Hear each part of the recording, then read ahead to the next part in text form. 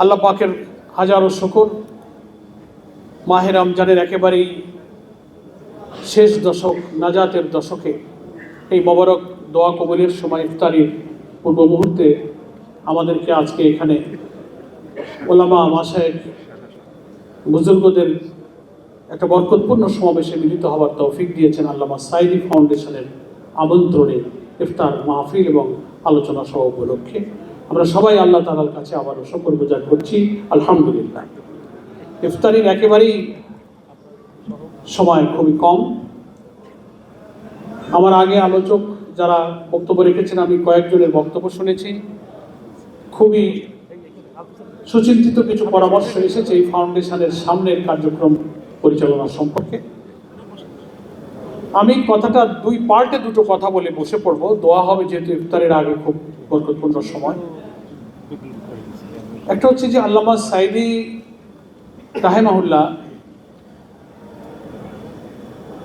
আমার মনে হয় না, আমার বয়স তো খুব বেশি না, যদিও গুনতে গুনতে অনেক বেশি হয়ে গেছে, কিন্তু হিসাব করলে আরো অনেক বড় বড় মানুষের কাছে যখন আমি নিজেকে মিলাই তাতে খুবই ছোট মানুষ আমি। তা আমার মনে পড়ে না, আমার জন্মের আগের কথা তো আমি বলতে পারবো না, ইতিহাস যা পড়ি, ইতিহাসের স্মরণাতীতকালে আল্লামা সাইদি ছিলেন এক ব্যতিক্রমধর্মী অনন্য বৈশিষ্ট্যের অধিকারী মানুষ। কেন তিনি ছিলেন? ওলামায়ে কেরামের মধ্যে যে সমস্ত বৈশিষ্ট্য সাধারণত পাওয়া যায় না, খুব কম, সেগুলোই আল্লামা সাইদির মধ্যে। এদেশের মানুষ, মুসলিম উম্মাহ, এ জাতি, সাধারণ মানুষ, তার বন্ধু, শত্রু, মিত্র নির্বিশেষে সেই বৈশিষ্ট্যগুলো তারা কিন্তু লক্ষ্য করেছে।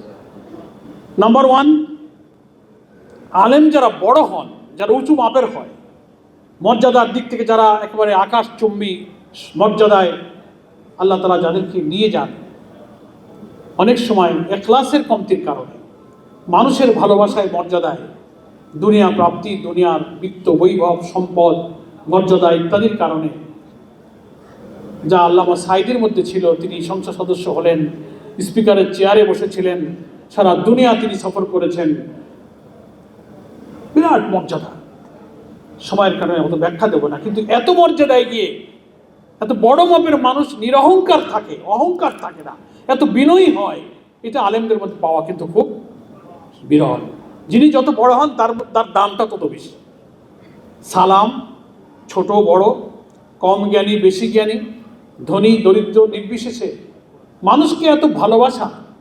ওই যে মুরব্বীরা বলে যে গাছটা বেশি ফল দেয়,